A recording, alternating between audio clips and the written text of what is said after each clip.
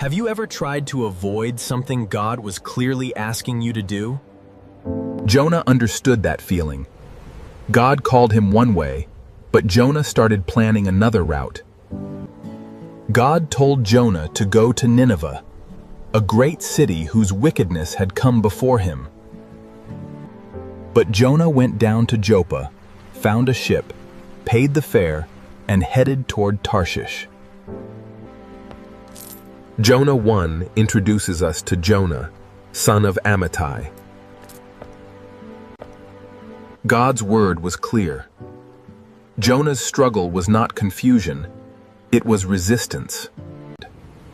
Then the Lord sent a great wind on the sea, and a violent storm arose.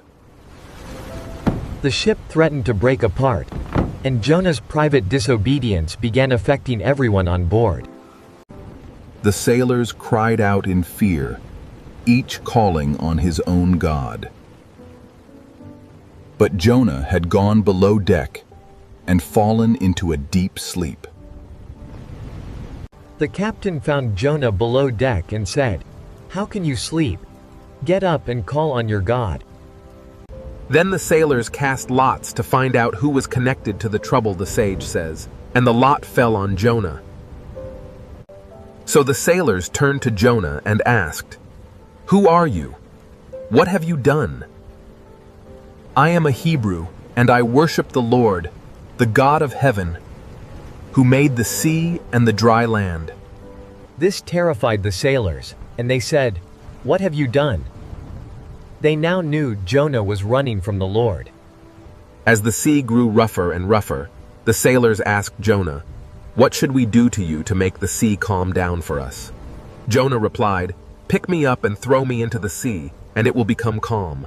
I know this great storm has come upon you because of me." The sailors threw Jonah into the sea, and the raging sea grew calm. Even in Jonah's disobedience, God was still working. Then the Lord provided a huge fish to swallow Jonah. We often think of the fish as punishment, but in the story, it is also rescue. From inside the fish, Jonah prayed to the Lord his God. He remembered the Lord from the depths and declared, "Salvation comes from the Lord."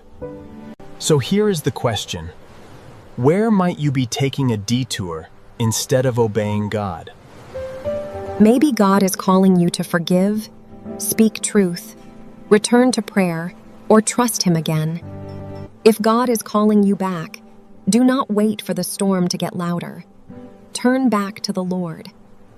Next, we'll look at Jonah chapters 3 and 4, where God's mercy is bigger than Jonah expected.